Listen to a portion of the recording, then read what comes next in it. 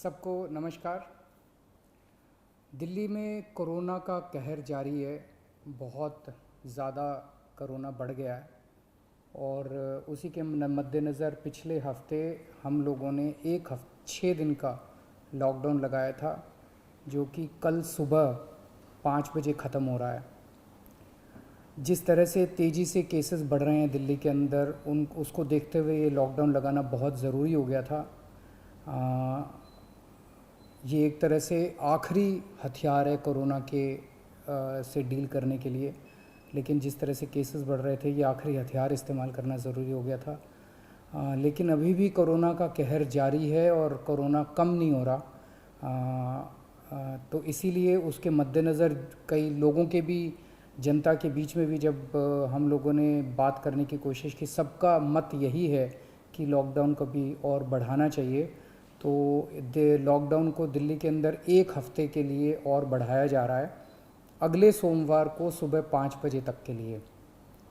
इस दौरान हमने देखा, लॉकडाउन के दौरान की संक्रमण दर, पॉजिटिविटी रेट जिसको कहते हैं, ये लगभग 36-37% तक पहुंच गई।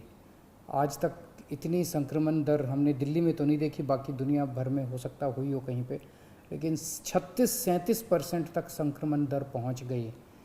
पिछले 1-2 दिन से थोड़ी सी कम हुई है, आज 30 के नीचे आई है, 29 पॉइंट कुछ आई है। मैं ये नहीं कह रहा कि कोरोना ख़त्म होने की दिशा में जा रहा है, लेकिन ये अभी तथ्य हैं, अभी और कुछ दिन देखना पड़ेगा। हो सकता है बढ़ जाए, हो सकता है कम हो, लेकिन हम भगवान से प्रार्थना करते हैं कि कोरोना से हम लोगों को मुक्ति मिले।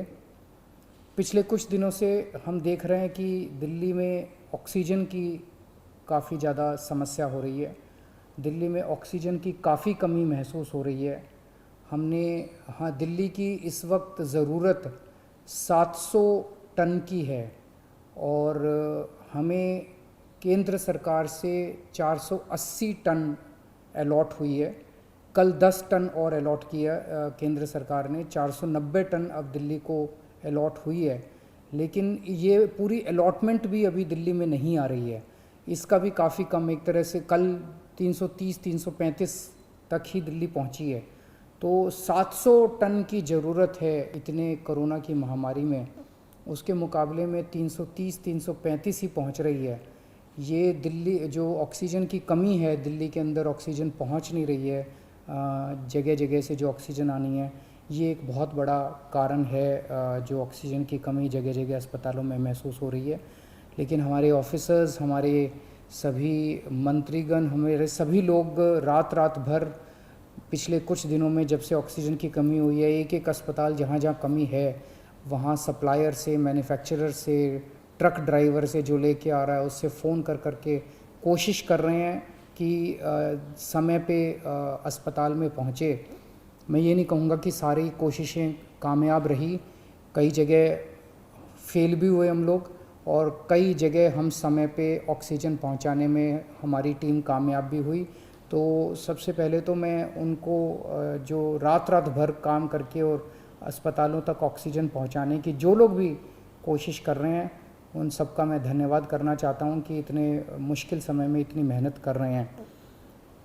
क्योंकि ऑक्सीजन इतनी इस वक्त कीमती है, इतनी कम है, तो उसका मैनेजमेंट करना बहुत ज़रूरी है। तो उसको मैनेजमेंट करने के लिए भी अब कल से ठोस कदम उठाना चालू किया। हमने एक वो पोर्टल टाइप बनाया है और ऑर्डर जारी कर दिए गए हैं, जिसमें हर 2-2 घंटे में मैन्युफैक्चरर से लेके और अस्पताल तक, एंड यूज़र तक, हर एक को 2-2 घंटे के अंदर अपनी ऑक्सीजन की पोजीशन बतानी पड़ेगी।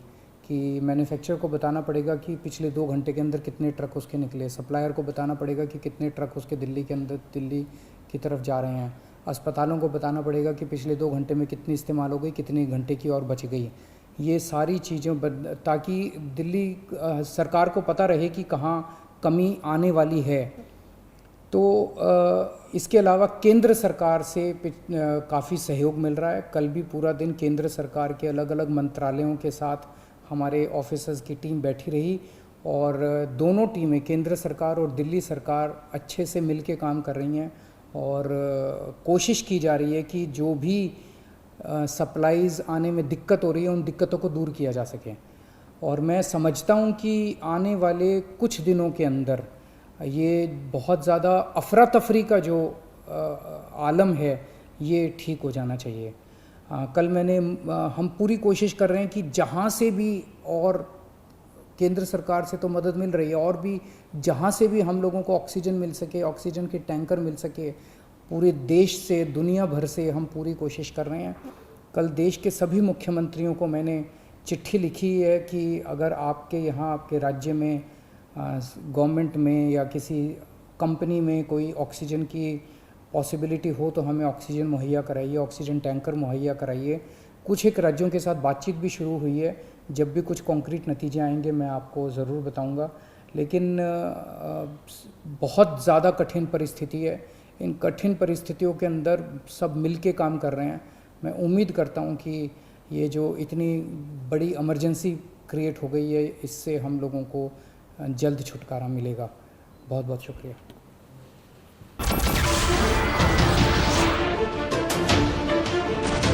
नमस्कार, मैं हूं मानक गुप्ता।